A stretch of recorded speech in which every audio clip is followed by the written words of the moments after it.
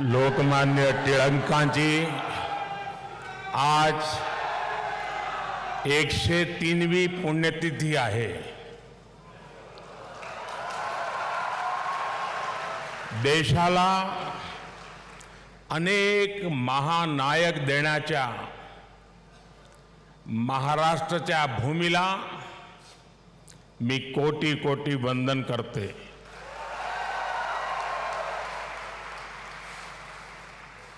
कार्यक्रम में उपस्थित आदरणीय श्री शरद पवार जी,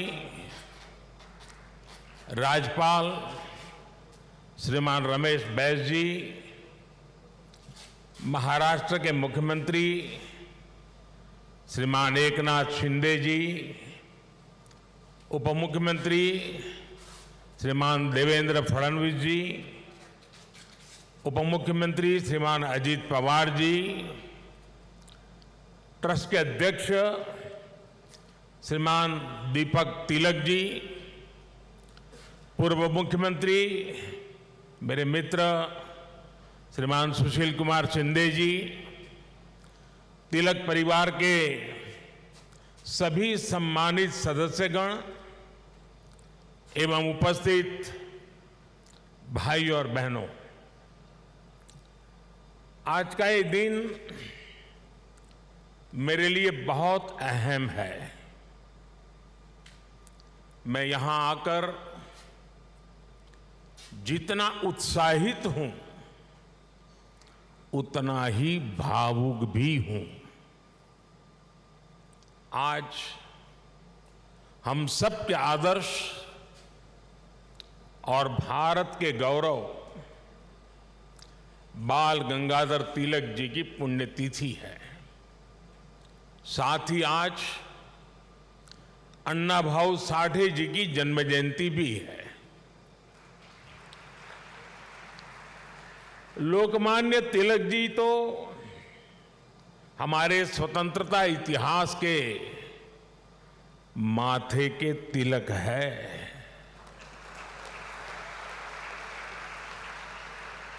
साथ ही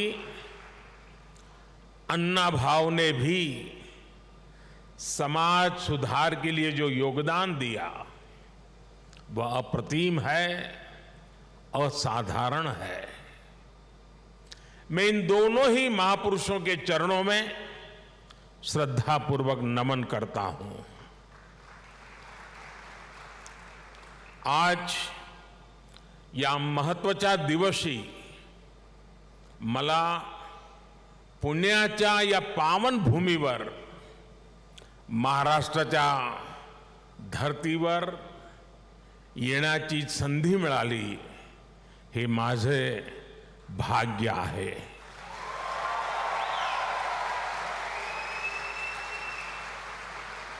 ये पुण्यभूमि छत्रपति शिवाजी महाराज की धरती है। ये चाफेकर बंधुओं की पवित्र धरती है। इस धरती से ज्योतिबा फुले, सावित्रीबाई फुले की प्रेरणाएं और आदर्श जुड़े हैं। अभी कुछ ही देर पहले मैंने दगड़ू सेठ मंदिर में गणपति जी का आशीर्वाद भी लिया। ये भी पुणे जिले के इतिहास का बड़ा दिलचस्प पहलू है। दगड़ू सेठ पहले व्यक्ति थे जो तिलक जी के आह्वान पर गणेश प्रतिमा की सार्वजनिक स्थापना में शामिल हुए थे। मैं इस धरती को प्रणाम करते हुए इन सभी महान विभूतियों को श्रद्धापूर्वक नमन करता हूं। साथियों, आज पुणे में आप सबके बीच मुझे जो सम्मान मिला है, ये मेरे जीवन का एक अविस्मरणीय अनुभव है। जो जगह, जो संस्था सीधे तिलक जी से जुड़ी रही हो, उसके द्वारा लोकमान्य तिलक नेशनल अवार्ड मिलना मेरे लिए सौभाग्य की बात है। मैं इस सम्मान के लिए हिंद स्वराज संघ का और आप सभी का पूरी विनम्रता के साथ हृदय से आभार व्यक्त करता हूं। और मैं ये भी कहना चाहूंगा, अगर ऊपर ऊपर से थोड़ा नजर करें तो हमारे देश में काशी और पुणे दोनों की एक विशेष पहचान है। विद्वत्ता यहां पर चिरंजीव है, अमरत्व को प्राप्त हुई है।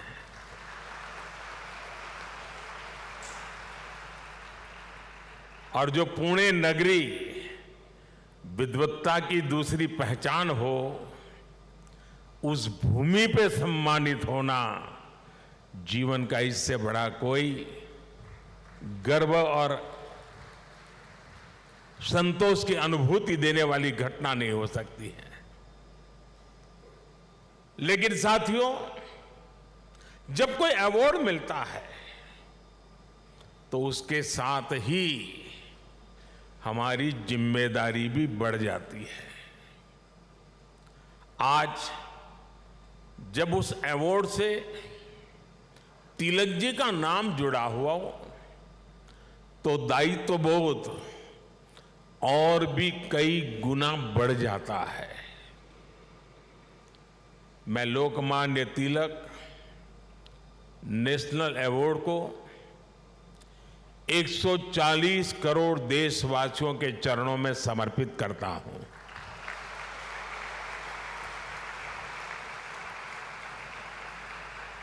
मैं देशवासियों को विश्वास भी दिलाता हूं कि उनकी सेवा में, उनकी आशाओं अपेक्षाओं की पूर्ति में कोई कोर कसर बाकी नहीं छोड़ूंगा। जिनके नाम में गंगाधर हो, उनके नाम पर मिले इस अवार्ड के साथ जो धनराशि मुझे दी गई है वो भी गंगा जी को समर्पित कर रहा हूं। मैंने पुरस्कार राशि नमामि गंगे परियोजना के लिए दान देने का निर्णय लिया है। साथियों, भारत की आजादी में लोकमान्य तिलक की भूमिका को, उनके योगदान को कुछ घटनाओं और शब्दों में नहीं समेटा जा सकता है। तिलक जी के समय और उनके बाद की स्वतंत्रता संग्राम से जुड़ी जो भी घटनाएं और आंदोलन हुए, उस दौर में जो भी क्रांतिकारी और नेता हुए, तिलक जी की छाप सब पर थी, हर जगह थी। इसलिए खुद अंग्रेजों को भी तिलक जी को the father of the Indian unrest कहना पड़ा था। तिलक जी ने भारत के स्वतंत्रता आंदोलन की पूरी दिशा ही बदल दी थी। जब अंग्रेज कहते थे कि भारतवासी देश चलाने के लायक नहीं है, तब लोकमान्य तिलक ने कहा कि स्वराज हमारा जन्मसिद्ध अधिकार है। अंग्रेजों ने धारणा बनाई थी कि भारत की आस्था, संस्कृति, मान्यताएं, ये सब पिछड़ेपन का प्रतीक है। लेकिन तिलक जी ने इसे भी गलत साबित किया। इसलिए भारत के जनमानस ने न केवल खुद आगे आकर तिलक जी को लोकमान्यता दी, बल्कि लोकमान्य का खिताब भी दिया। और जैसा अभी दीपक जी ने बताया, स्वयं महात्मा गांधी ने उन्हें आधुनिक भारत का निर्माता भी कहा। हम कल्पना कर सकते हैं कि तिलक जी का चिंतन कितना व्यापक रहा होगा, उनका विजन कितना दूरदर्शी रहा होगा। साथियों, एक महान नेता वो होता है जो एक बड़े लक्ष्य के लिए न केवल खुद को समर्पित करता है, बल्कि उस लक्ष्य की प्राप्ति के लिए संस्थाएं और व्यवस्थाएं भी तैयार करता है। इसके लिए हमें सबको साथ लेकर आगे बढ़ना होता है, सबके विश्वास को आगे बढ़ाना होता है। लोकमान्य तिलक के जीवन में हमें ये सारी खूबियां दिखती हैं। उन्होंने अंग्रेजों ने जब उन्हें जेल में डाला, उन पर अत्याचार हुए, उन्होंने आजादी के लिए त्याग और बलिदान की पराकाष्ठा की, लेकिन साथ ही उन्होंने टीम स्पिरिट के, सहभाग और सहयोग के अनुकरणीय उदाहरण भी पेश किए। लाला लाजपत राय और बिपिन चंद्र पाल के साथ उनका विश्वास, उनकी आत्मीयता भारतीय स्वतंत्रता संग्राम का स्वर्णिम अध्याय है। आज भी जब बात होती है तो लाल बाल पाल के तीनों नाम एक त्रिशक्ति के रूप में याद किए जाते हैं। तिलक जी ने उस समय आजादी की आवाज को बुलंद करने के लिए पत्रकारिता और अखबार की अहमियत को भी समझा। अंग्रेजी में तिलक जी ने, जैसा शरद राव ने कहा, द मराठा साप्ताहिक शुरू किया। मराठी में गोपाल गणेश अगरकर और विष्णु शास्त्री चिपलुंकर जी के साथ मिलकर उन्होंने केसरी अखबार शुरू किया। 140 से भी ज्यादा समय से केसरी अनवरत आज भी महाराष्ट्र में छपता है, लोगों के बीच पढ़ा जाता है। ये इस बात का सबूत है कि तिलक जी ने कितनी मजबूत नींव पर संस्थाओं का निर्माण किया था। साथियों, संस्थाओं की तरह लोकमान्य तिलक ने परंपराओं को भी पोषित किया। उन्होंने समाज को जोड़ने के लिए सार्वजनिक गणपति महोत्सव की नींव डाली। उन्होंने छत्रपति शिवाजी महाराज के साहस और आदर्शों की ऊर्जा से समाज को भरने के लिए शिव जयंती का आयोजन शुरू किया। ये आयोजन भारत को सांस्कृतिक सूत्र में पिरोने के अभियान भी थे और इनमें पूर्ण स्वराज की संपूर्ण संकल्पना भी थी। यही भारत की समाज व्यवस्था की खासियत रही है। भारत ने हमेशा ऐसे नेतृत्व को जन्म दिया है जिसने आजादी जैसे बड़े लक्ष्यों के लिए भी संघर्ष किया और सामाजिक बुराइयों के खिलाफ नई दिशा भी दिखाई। आज की युवा पीढ़ी के लिए यह बहुत बड़ी सीख है। भाइयों और बहनों, लोकमान्य तिलक इस बात को भी जानते थे कि आजादी का आंदोलन हो या राष्ट्र निर्माण का मिशन, भविष्य की जिम्मेदारी हमेशा युवाओं के कंधों पर होती है। वो भारत के भविष्य के लिए शिक्षित और सक्षम युवाओं का निर्माण चाहते थे।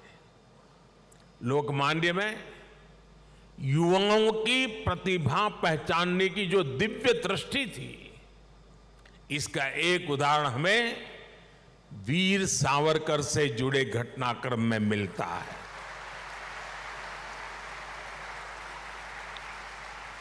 उस समय सावरकर जी युवा थे। तिलक जी ने उनकी क्षमता को पहचाना।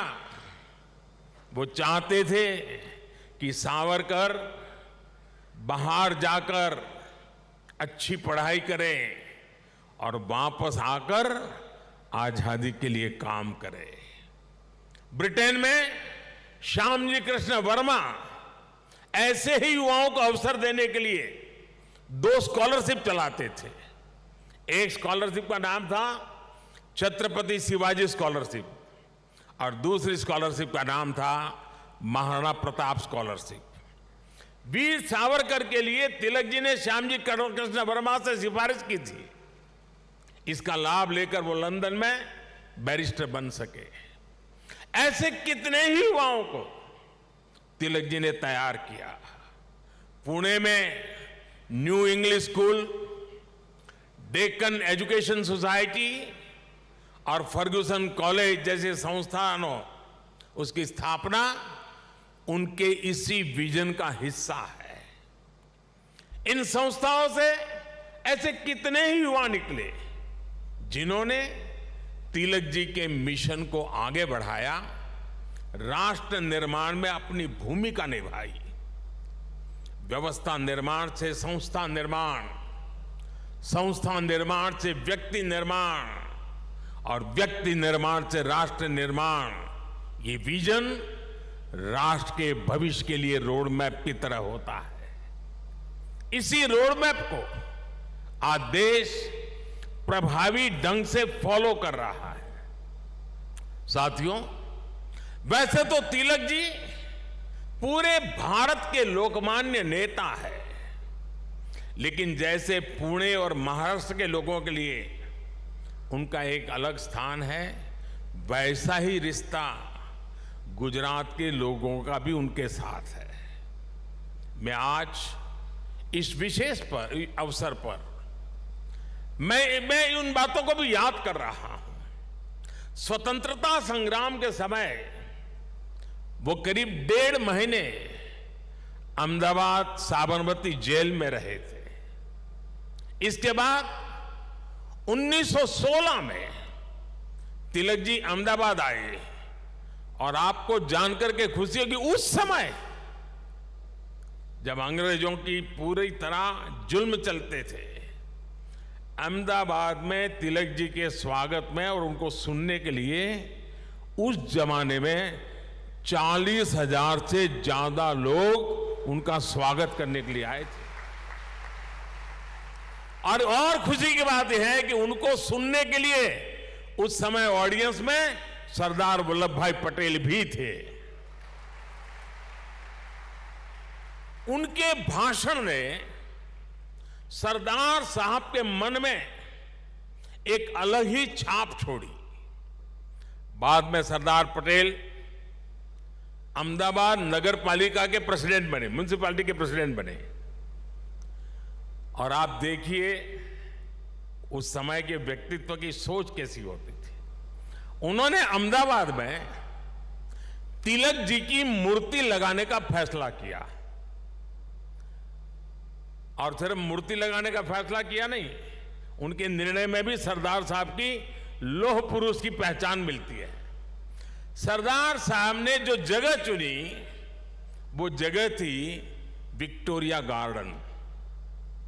अंग्रेजों ने रानी विक्टोरिया की हीरक जयंती मनाने के लिए अहमदाबाद में 1897 में 1897 में विक्टोरिया गार्डन का निर्माण किया था। यानी ब्रिटिश महारानी के नाम पर बने पार्क में उनकी छाती पर सरदार पटेल ने इतने बड़े क्रांतिकारी लोकमान्य तिलक की मूर्ति लगाने का फैसला कर लिया।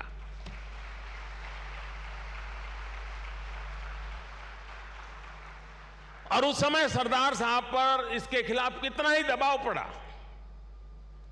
उन्हें रोकने की कोशिश हुई, लेकिन सरदार तो सरदार थे। सरदार ने कह दिया वो अपना पद छोड़ देना पसंद करेंगे, लेकिन मूर्ति तो वहीं पर लगेगी। और वो मूर्ति बनी और 1929 में उसका लोकार्पण महात्मा गांधी ने किया। अहमदाबाद में रहते हुए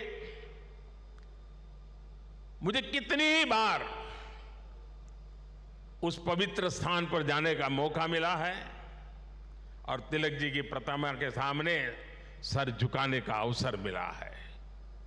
वो एक अद्भुत मूर्ति है जिसमें तिलक जी विश्राम मुद्रा में बैठे हुए हैं।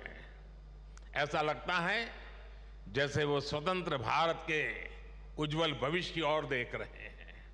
आप कल्पना करिए, गुलामी के दौर में भी सरदार साहब ने अपने देश के सपूत के सम्मान में पूरी अंग्रेजी हुकूमत को चुनौती दे दी थी।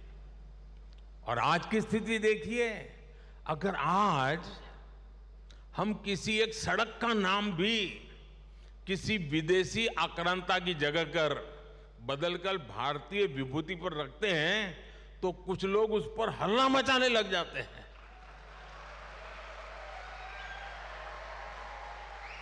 उनकी नींद खराब हो जाती है। साथियों, ऐसा कितना ही कुछ है जो हम लोकमान्य तिलक के जीवन से सीख सकते हैं। लोकमान्य तिलक गीता में निष्ठा रखने वाले व्यक्ति थे। वो गीता के कर्मयोग को जीने वाले व्यक्ति थे। अंग्रेजों ने उन्हें रोकने के लिए उन्हें भारत के दूर पूरब में मांडले की जेल में डाल दिया, लेकिन वहां भी तिलक जी ने गीता का अपना अध्ययन जारी रखा। उन्होंने देश को हर चुनौती से पार पाने के लिए गीता रहस्य के जरिए कर्मयोग की सहज समझ दी, कर्म की ताकत से परिचित करवाया।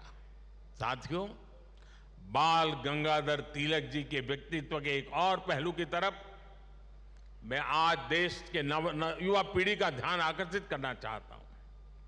तिलक जी की एक बड़ी विशेषता थी कि वो लोगों को खुद पर विश्वास करने के बड़े आग्रही थे और करना सिखाते थे। वो उन्हें आत्मविश्वास से भर देते थे। पिछली शताब्दी में जब लोगों के मन में ये बात बैठ गई थी कि भारत गुलामी की बेड़ियां नहीं तोड़ सकता, तिलक जी ने लोगों को आजादी का विश्वास दिया। उन्हें हमारे इतिहास पर विश्वास था, उन्हें हमारी संस्कृति पर विश्वास था, उन्हें अपने लोगों पर विश्वास था, उन्हें हमारे श्रमिकों उद्यमियों पर विश्वास था, उन्हें भारत के सामर्थ्य पर विश्वास था। भारत की बात आते ही कहा जाता था यहां के लोग ऐसे ही हैं, हमारा कुछ नहीं हो सकता। लेकिन तिलक जी ने हीन भावना के इस मिथक को तोड़ने का प्रयास किया, देश को उसके सामर्थ्य का विश्वास दिलाया। साथियों, अविश्वास के वातावरण में देश का विकास संभव नहीं होता। कल मैं देख रहा था, पुणे के ही एक सज्जन श्रीमान मनोज पोचाट जी ने मुझे एक ट्वीट किया है। उन्होंने मुझे 10 साल पहले की मेरी पुणे यात्रा को याद दिलाया है। उस समय जिस फर्ग्यूसन कॉलेज की तिलक जी ने स्थापना की थी, उसमें मैंने तब के भारत में ट्रस्ट डेफिसिट की बात की थी। अब मनोज जी ने मुझे आग्रह किया है कि मैं ट्रस्ट डेफिसिट से ट्रस्ट सरप्लस तक की देश की यात्रा के बारे में बात करूं। मैं मनोज जी का आभार व्यक्त करूंगा कि उन्होंने इस अहम विषय को उठाया है। भाइयों और बहनों, आज भारत में ट्रस्ट सरप्लस पॉलिसी में भी दिखाई देता है और देशवासियों के परिश्रम में भी झलकता है। बीते 9 वर्षों में भारत के लोगों ने बड़े बड़े बदलावों की नींव रखी, बड़े बड़े परिवर्तन करके दिखाए। आखिर कैसे भारत दुनिया की 5वीं सबसे बड़ी अर्थव्यवस्था बन गया? ये भारत के लोग ही हैं जिन्होंने ये करके दिखाया। आज देश हर क्षेत्र में अपने आप पर भरोसा कर रहा है और अपने नागरिकों पर भी भरोसा कर रहा है। कोरोना के संकट काल में भारत ने अपने वैज्ञानिकों पर विश्वास किया और उन्होंने मेड इन इंडिया वैक्सीन बनाकर दिखाई और पुणे ने भी उसमें बड़ी भूमिका निभाई। हम आत्मनिर्भर भारत की बात कर रहे हैं क्योंकि हमें विश्वास है कि भारत ये कर सकता है।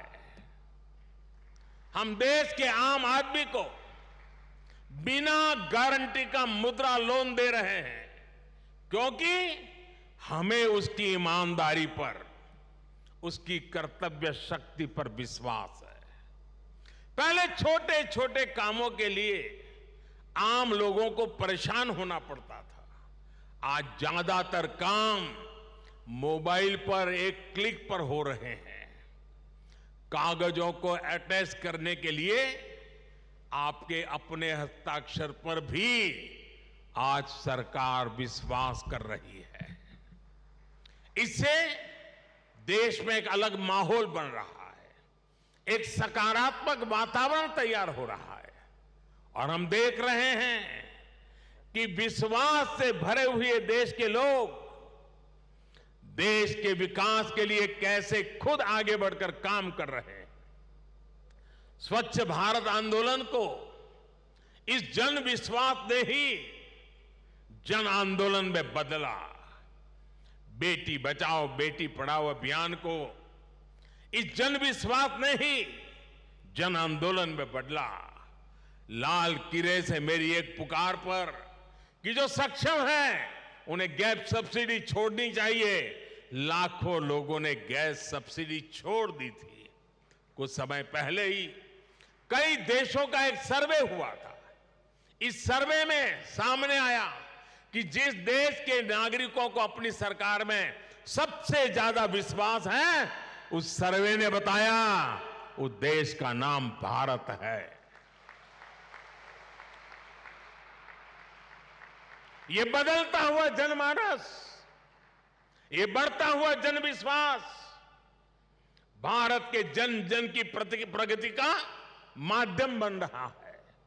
साथियों, आज आजादी के 75 वर्ष बाद देश अपने अमृतकाल को कर्तव्य काल के रूप में देख रहा है।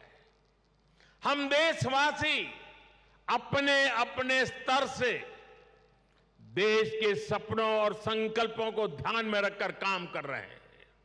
इसलिए आज विश्व भी भारत में भविष्य देख रहा है। हमारे प्रयास आज पूरी मानवता के लिए एक आश्वासन बन रहे हैं। मैं मानता हूं कि लोकमान्य आज जहां भी उनकी आत्मा होगी वो हमें देख रहे हैं, हम पर अपना आशीर्वाद बरसा रहे हैं। उनके आशीर्वाद से, उनके विचारों की ताकत से हम एक सशक्त और समृद्ध भारत के अपने सपने को जरूर साकार करेंगे। मुझे विश्वास है हिंद स्वराज संघ तिलक के आदर्शों से जन जन को जोड़ने में इसी प्रकार आगे आकर के अहम भूमिका निभाता रहेगा। मैं एक बार फिर इस सम्मान के लिए आप सभी का आभार प्रकट करता हूं। इस धरती को प्रणाम करते हुए, इस विचार को आगे बढ़ाने में जुड़े हुए सबको प्रणाम करते हुए मैं मेरी वाणी को विराम देता हूं। आप सबका बहुत बहुत धन्यवाद।